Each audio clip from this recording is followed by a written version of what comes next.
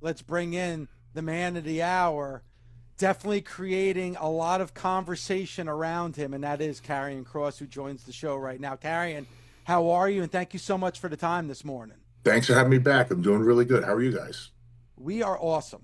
So Good. let's dive right in. What Bully was just saying this past year, DIY, Karrion, getting people to talk about you, creating momentum, creating a buzz, doing it on social media, doing it every avenue possible. How were you able to do it, and what made you decide to do it? Well, we have an opportunity, right? Every single Monday. It's an opportunity that everybody is trying to get, which is airtime, which is to be a part of WWE essentially, biggest and best company in the world. Everybody wants as much time as they possibly can have. It doesn't always work out that way. I would even beg to argue the guys that are on TV for 30 minutes probably want even more time than that. I would.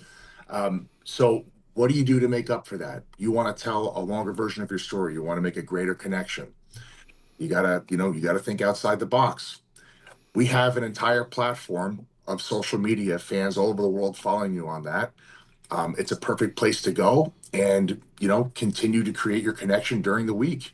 Why wait a whole other 7 days, for the rest of the week until you find out what you got next Monday? You have every single other day during the week to make that connection with the audience, and you can do it in such a manner that can complement the program, complement the character, and draw people in. You kind of like priming the audience until the next Monday. So I just thought, you know what? I was innocently overlooking that for a really long time. And I just thought, that it's right there. Why not? Why not dive back into that?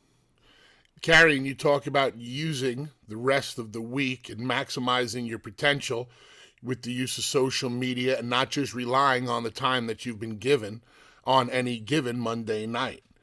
Now, this is a little tricky here. So, uh, do you have the full support of the machine when it comes to you creating that content and doing what you feel is right to capture fans and the WWE universe's attention? I mean, I've run it through creative. I've gone to them and I've said, hey, would you guys mind if I do that? They're like, absolutely, yes. As long as you're not selling something that we're not going to be able to pay off, because that disappoints the audience. They're doing it for the sake of not disappointing them. Like if I went on social media and I was calling out somebody and we're not going to work, well, that defeats the purpose. But if you're doing character development stuff, um, uh, for instance, I use this terminology, I call it a thought piece, which is what I've relied on doing for a really long time, creating different types of promos or vignettes or saying things that create a thought piece for people to think about. They've always been okay with that. And thank goodness for that, because I don't think we would be able to I would be able to be here in the way that people are seeing me without, the flexibility to do that. I think it's important. And honestly, it builds your character's brand. And I do believe, like very strongly, that it translates to the television show and the live audience. I do believe that. Karen, we talk about the social media piece and what's said on the internet, and you've not got a great dealings with the people on the internet lately. It seems like people report stuff that they don't know for as a fact. They're just speculating. Like how much of this is manufactured and how much of it is, I'm gonna tease them into thinking that this is going on, but this is what's really going on. You can't really speak to it, but to be honest, it's nothing new. That happens to everybody. Um, I've never sweat that. I probably never will, because what winds up happening is when you get to TV and you perform, whatever story is being manufactured or cooked up kind of flies out the window, and they do it to everybody. I mean, that's never going to change. That's never going to go away. There was a point in the match, with you and Sammy, where you grabbed his face and you slapped him, and then you slapped him again and you gave him a close. That's the fucking Karrion Kross that we all want. Yeah. And if they can't see that, then please point that out to them. Say, look at that. Please, can we do more? Let me do more of that, because that's what got In the match, I was with the match. Yeah. Y'all had me by the throat. But Thank then when you went there, I was like, "Whoa, shit, yeah." It got real strong to me, and that is the Karrion Kross we want to see, man. I think if we get more of that, they won't have a choice but to make the right moves. What say you? Thank you for that, Mark. Sincerely, man. And coming from you, that means a lot, man. I grew up watching you, so hearing that coming from you, it means something to me. It's not like it's coming from anybody else, and that's the Karrion Kross that I want to give. And it's funny you had brought up Scarlett's participation in the act. When we were on NXT, something really cool that we did, and I thought this was a really smart way to do it, was one week. I mean, you could even go back and watch this. One week I would be speaking, and the next week Scarlett would be speaking, and it was a really, really cool way to basically create a connection with the audience between the two characters, because people could hear her talk. Her cadence was different. The way she would elicit a certain response from the audience and foreshadow things, it was different. Our time was broken up, and it didn't eat up necessarily a lot of time in the show. But one week I would speak, the other week she would speak, and I mean, it would probably very much help if we were afforded, the ability to go back and do something like that. It's up to them, though. You know what I mean? And Yeah. I think I agree with all that. That's the guy that I want to be for people, and I know that that's what they want to see. I absolutely know it. Karrion, double-edged sword here, level of frustration or happiness, what spin you could put on this. Would you agree that over the past year, you've maximized your potential of your own social media and the content you've been putting out there to kind of bridge the gap between what we see on TV and you? Yes, absolutely, and I feel that has to be done. Yes, I totally agree, and I think you have done a great job. How does it make you feel, or is it frustrating, or do you see the bright side of things when you're like, wow, look at what I can do on my own with just my social media? Why can't they find these things for me also? The way I look at it is, I don't get frustrated. What happens when people get frustrated is they get unmotivated, and they start thinking, hey, I got to go the other way, I got to split, I got to do this. It becomes like you will come to work with a contentious attitude, and nobody wants to deal with that. I don't want to deal with people who are frustrated. And the way I look at it is like this: if I'm developing things that are getting more traction than perhaps what it is that I'm doing on TV, I look at that as, hey, this is a proof of concept. I want to show it to you guys. I want to bring it to your attention. What we have here, it's good. I have something that potentially is better, and we can use it if you'd like to use it. At the very least, I've shown them that I have the ability to make that connection. And if we're able to collaborate on, let's say, perhaps a concept that I have and find a common ground on it, then that's what I'll do. If we're not doing that, I'm going to come up with a new concept and I'm going to bring it to them. Every single week that I put something out, I feel like I'm just giving them something that they can see works. It's totally their option as to whether or not that they want to use it. Why are we talking to you? You got it figured out. I appreciate it. You good. You got it. I appreciate it, man. It's you have to try to find a way to make the best of what you're given. If so you get 5, 6, 7 seconds, like, you can drag your feet about it, or you can find a way to try to get as much out of that 5 or 6 seconds as you possibly can. And what I think is really cool about this is, many people in the company have gone on to say that they don't book for the internet, or, to paraphrase, however it is that they said that, they're not going to necessarily book paying attention to negative criticism and stuff like that. But I do believe that the machine will take into consideration when there's positive support. And I have a lot of positive support. That's a metric that tracks for good business. And that's why I've gone online to say, hey guys, keep it positive. And people have kept it positive. And for the people that don't, there's nothing, like I said earlier, there's nothing you can do about that. But the positive support that comes in for the character that I'm portraying, I think that means something. That means good business. And I think that is one of the main reasons why I was on Night of Champions. I can't thank people enough for that. I want to talk about Night of Champions, Karrion, because there you're in the ring with Sami Zayn. Sami Zayn's one of the most popular, wrestlers in the WWE, and your character that you're playing on Monday Night Raw, completely the opposite.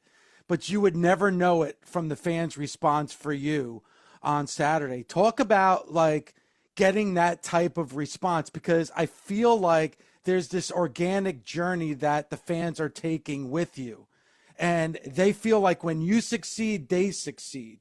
So tell me about how you felt in the ring on Saturday with that response from the fans in Saudi. It felt amazing. And this, like a lot of times when I'm about to walk out through the curtain, especially recently, I don't know what's going to be coming at me. I have no idea. I know there's going to be something. It's going to be boos or it's going to be cheers. But for the last couple months, it's been like an overwhelming amount of support of cheers and stuff like that. It's kind of funny. It feels like I'm not comparing myself to Steve Austin, but I remember being a kid watching when the audience began to turn with Steve Austin, or even with Shawn Michaels when Shawn Michaels was a heel and people started cheering him. It was very cool. It's like an anti-hero vibe. And this has happened to me before. This happened to me on the independents. I was working as a heel and I was doing the absolute worst stuff. At the time in the indies, I was cursing off the audience. I was doing everything I could to keep them behind the baby face. And nothing was budging. So eventually promoters had turned me to babyface. But when we were out in Saudi, every time I've gone, and I've been 5 times now, I've only wrestled once. It was against Drew in the steel cage, which was amazing. I took my first suplex off a steel cage, and rightfully so with him, because he's one of the strongest human beings I've ever met. I had no concerns whatsoever that we were going to get the rotation right. But it felt amazing. And every time we've been there, anytime we've ever walked outside or been anywhere, people go crazy. And when we did the live press conference and the crowd came up for us, I went, oh my God. Then I knew when we were going to walk through the curtain, we're going to walk on the stage, that we're going to be there for it. It felt really, really good. And I've been dying to be in front of people, that many people on a set like that, on a stage like that. I've been dying to do it. And to have that sort of response, it was amazing. And I knew that I'd be able to turn at least half the arena and make sure they were going to stay behind Sami when we were out there. But just the reception that we got, it felt really, really good. It felt really good. Well, the one thing that I took from it, he took a suplex off the cage. I thought you didn't take bumps, Karrion, from what I've read. I thought you didn't take bumps. Yeah, that doesn't work for me, brother. You got me. Yeah, like, what the fuck? Are people watching the actual matches that you're in? I mean, Jesus. They didn't see come that on now. Haluva kick that you took. Shit. By the way, go put some ice on my cheek. Yeah, that was a live round. Not only that, but I got to tell you, Karrion, I am a big fan of your subliminal psychology. Because earlier on you said, I don't want to compare myself to Steve Austin, yet you did, and you threw Shawn Michaels in there just for good measure. That's amazing how you could compare yourself to those two guys. Oh yeah, we got to twist it. We got to get You're over, brother. You're over. Yes. Listen, as a Karrion Kross fan, I know that I haven't been ecstatic with what's been going on with you on TV because I want to see so much more. Tell me what you can. As a Karrion Kross fan, what do I have look forward to maybe in the near future or in the distant future? You can look forward to me trying to punch through the ceiling every single week, not just on Monday, but Tuesday, Wednesday, Thursday, Friday, Saturday, and Sunday. I'm going to try to do everything I possibly can to punch through. That's the way I'm wired. I'm not just going to sit around and depend on the pencil to write my success. That's absolutely not going to happen. I'm going to do everything that I possibly can in and around and through the box to make sure that the audience stays and remains connected with me. I do respect your level of staying positive and grinding and doing everything that you can. And, you know, in our industry, it's very difficult to stay positive when we might not be getting the eyes on us that we want or the pencil writing for us that we want. But if you're out there on your own, it is what it is. You suck it up. You can take it. You have another person involved in your act. This person goes out there with you and they get to do what they do based on what you get to do what you do. And oh, by the way, this person is your wife. How does the personal relationship stay tight, flourish? Are there kinks, not kinks in the armor, but does it get difficult at times for the both of you to maintain this level of positivity? Not necessarily, because we kind of take turns keeping each other in check. So whereas she may want more time, I will explain to her that the very little bit of time that she gets, this is how she can get the most out of it, and vice versa to me. So if her and I ever hit a wall with something that we're being given and we feel like maybe we could get more out of it, we're not sure how to, or we want more, we kind of have a balancing act. And we've been that way kind of organically since the very beginning. Like, people would be shocked at how much we've been able to pull out of what we were given when it didn't seem like a lot. And she comes up with ideas all the time for me, and I come up with small ideas for her too. That's kind of just how we have to do it. And we both just recognize, like, nothing like what our long-term goals are for our future. Nothing is going to be produced out of having a mentality of, you know what, let's just phone it in, I guess, or just do whatever it is that they're asking. This feels like connective tissue. This doesn't feel like a bridge to connectivity. Oh well, neither of us ever do that. We'll sit there and we'll rack our brains about it, and that's just kind of how we proceed through that stuff. And a lot of my motivations, to be quite frank with you about success, have a lot to do with making sure that she is supported too. And she thinks the same way that I'm supported, and thinking about one day, our future family, our future selves. Where do her and I want to land in our lives 5 or 6 years from now? Today, are we doing what our future selves need? Are we, when we go to work today, is today going to be a day where we're going to be protecting where we want to land in 5 or 6 years, maybe 10 years? And we kind of just approach it like that, very philosophically. Well, I got to tell you, and last thing, and thank you so much for the time this morning. I am intrigued by this story that you're having right now with Sami Zayn. Obviously, there's a method behind your madness, so I want to see what the follow-up is going to be after your match at Night of Champions, and I'm sure we'll see something tonight on Monday Night Raw. Karrion, as Mark said, we're all big fans of yours. Appreciate you taking the time to join us, and good luck, and can't wait to see what the next chapter of your career is going to be. Thank you. I'll just let you guys know too. A lot of people have been asking about the book tour. It's going to be beginning in the very early stages of August. I'm going to be dropping information for everybody. We're going to be going to major cities. We're going to be doing signings. We'll do meet and greets and stuff like that. And the film that I produced, Blue Evening, we just got another official selection for Burbank. It's a very, very big festival in California. I'm going to be dropping that date soon. People will be able to go watch the film that I produced. Well, if you're in New York, especially for this book tour, let us know, because obviously we want to promote the hell out of it. 1000%. I love you guys to death for that. Thank you.